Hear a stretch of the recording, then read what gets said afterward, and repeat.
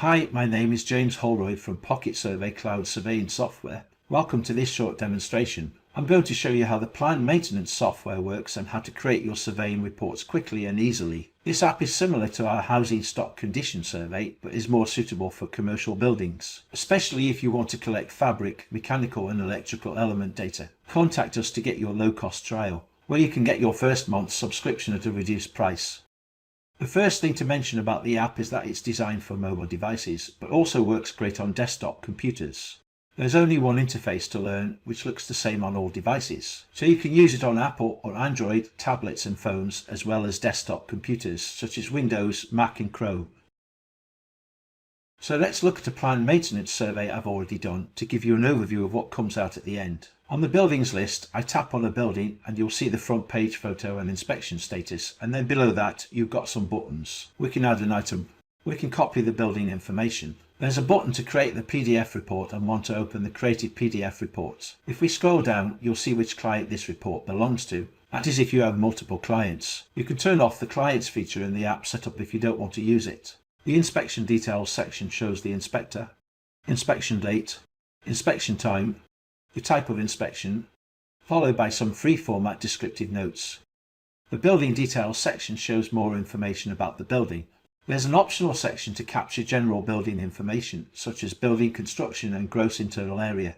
Of course, the most essential part of the report is the building items section. You will see all the building items inspected, showing the latest items inspected at the top. However, this order can easily be changed to suit your own needs. If you tap the View button, you can see the whole list for the building. You can add more building items using the Add button. Towards the end, you've got general building images such as floor plans, certificates, and any image you want to add to your report. If you want to make changes to the inspection, select the Edit button. Let's scroll back to the top of the building record. To create your PDF report, choose the Create PDF Report button, and when the report is ready, select the Open PDF Report button. Let's look at a typical report in more detail. The front page is branded with your logo and your address. Then you've got your front photo of the building, plus an optional trade logo. Then you get an automatic table of contents, which is all hyperlinked, so you can jump to the different sections quickly. The report contains quite a lot of detailed information, all created at a click of a button. This includes various cost forecasts. Some sections are optional and can be turned off in the app setup. Then you've got an introduction page. Now all these phrases can be edited within the app, but we'll come to that later in the app setup. The overview section of the report shows inspection details, optional client details, building details, and a summary of the condition of the inspected items in the building. If you've enabled the building information feature, you can capture a lot of general information about the building. All of this is configurable in the app setup. Then you have a series of sections showing cost forecasts for the building. There's a 5-year forecast, a 30-year forecast, a condition forecast and an optional works forecast. There's a section highlighting all the building elements in poor condition. Then for each building element and relevant areas in the building, we show detailed information. This information covers item and location, description and free format notes, color-coded condition status. The capital replacement costs and replacement plan details are shown to the right. You can have up to 4 photos for each item. If you've chosen the Works add-on feature, remedial work details will be listed below the photos. Each building item is shown in a similar format. If you've captured equipment information such as manufacturer, make, model and serial number, it will also be shown on the report. Your clients will love the report format. Let's scroll towards the end. You've got your disclaimer and limitations section. Bear in mind that all these phrases in your report can be set up within the app to customize it to your needs. The quality assurance statement will show the inspector's signature, and if you've chosen to use quality checkers, their details as well. At the end you have your floor plans and any additional building images you've included in your report. If you want to save your PDF report, tap the download button to save it to your storage area. Let's close the PDF report and get back to the app. So let's start a new planned maintenance survey to see how easy it is. Tap the Add button at the bottom right of the buildings list screen. You'll see a scrollable form with several fields to fill in. Most of these will be user configurable menus to speed up data entry. First, you can choose a client, or if you want to, add a new one. Let's add a new client organization. Type my client, then tap Use. Then you can either add a client contact name or pick an existing one. You can store other information about your client, which is helpful if you want to contact your clients on site, and so you have a little client database. Then we can choose the inspector. You can have different classes of inspectors, like more powerful administrators. You can also have a client login where a client can access their reports via a client portal. Choose an inspection date and an inspection time, and then add some inspection notes if you want to. The inspection status menu helps you track the workflow of your reports. We use a color-coded pipeline approach where you go from schedule through to completed work. Remember, you can add this information on site or do it in the office if you prefer.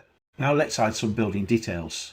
You have a place to add a building reference, or you can use a report reference instead. Adding addresses is easy since Google will search for the address if you start typing it in. You can import addresses in bulk using the import feature within the app. The building name is used to identify different buildings at the same address. We also have building type and an optional short description of the building. It's a good idea to allocate the report to a town, especially if you work nationwide. Enter other building details as required. Your reports will look much better with photos, and PocketSurvey makes this easy for you. So let's take a building photo.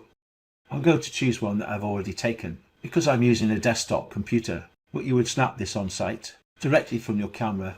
That's the photo added to the front page of your report. You use a similar approach when taking building item photos. Then choose Save.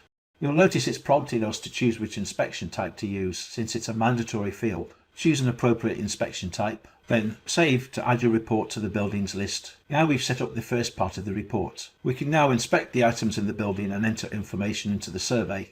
So we'll tap into the building record to view it, and you'll see the information we've entered so far. We tap the Add Item button to load the scrollable data entry form to assess a building item. You should establish a location first, so you should choose a particular floor or external area. And then, optionally, you can specify a room or area if required. You can tailor the list of locations to suit your needs in the app setup. We'll leave location 2 blank for now. Then you choose from the group of building elements. A quick note here, we group building elements into sections, individual items and descriptions to organise data entry on site. Choose the roofing section. Next, we need to choose the building element being inspected, followed by a description from the menu list and any optional free-form comments. We can choose a condition rating. Note that you can use your own condition ratings if you need to. You'll have a place to enter an optional install date. If we choose anything other than good, we get a list of defects to choose from. Let's pick some defects from the list already in the standard app. You can add your own specific defects in the app setup as well. You can add additional notes if you need to. Because this is a planned maintenance survey, the app will pick up elemental costs from a schedule of rates. You can set up your own schedule of rates in the app setup. You will see the app has picked up the unit of measure and unit cost. You have to specify the quantity and the app will calculate the total cost. You should change the remaining life according to what you see on site, and the replacement year will be automatically calculated. Let's now take a photo. The app will automatically launch the camera on your mobile device. However, I'll pick one from my computer because I'm demonstrating the app on a desktop. You can take more photos in a similar way. You can take up to 4 photos per building item. So that's one building item done. Now choose Save. A quick note here. When you inspect other items, the PocketSurvey software remembers some previous selections to speed up your data entry. For mechanical and electrical items, you can also capture additional equipment information such as manufacturer, make, model and serial number. Furthermore, for SFG20 you can define endless custom attributes to fit in with IBM Maximo, Concept Evolution and MRI software systems. Once you've inspected all the items in your building, you can now create your PDF report. You tap into the building record and choose the more prominent Create Report button. You will be prompted to confirm. It takes about 30 seconds while the software generates the report in the background. You can continue to work on other inspections while you are waiting. The Open Report button will appear when your report is ready. So far we've covered the essential aspects of creating a planned maintenance survey report. As you've seen, it's quick and easy to do and produces a fantastic client report. But there's lots more to the software. For example, if your client wants a costed list of remedial works, you can use our Costed Works add-on feature. By default, the schedule of rates used in the standard app is a typical industry standard easy to understand structure. However, you must edit the costs and life cycles to suit your own needs. We also can offer the BCIS structure. This is especially useful if you are doing educational surveys. We can also set up your surveying app to use the SFG20 elemental structure, which is often preferred for hospitals and mobilization surveys. The most revolutionary part of all the PocketSurvey apps is the app setup feature. We can also control the report designed to customize the PDF report to your needs.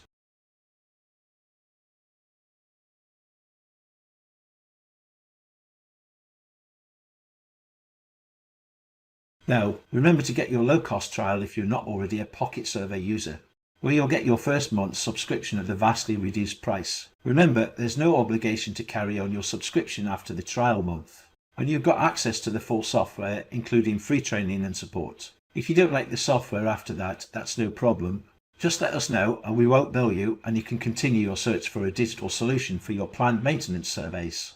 Thank you very much for watching. If you want to learn more about any of our PocketSurvey apps, please visit our website pocketsurvey.com, where you'll see lots of information about all our building and inspection software. So that's the PocketSurvey planned maintenance software in a nutshell. I hope you enjoyed this demonstration. Bye for now and see you soon.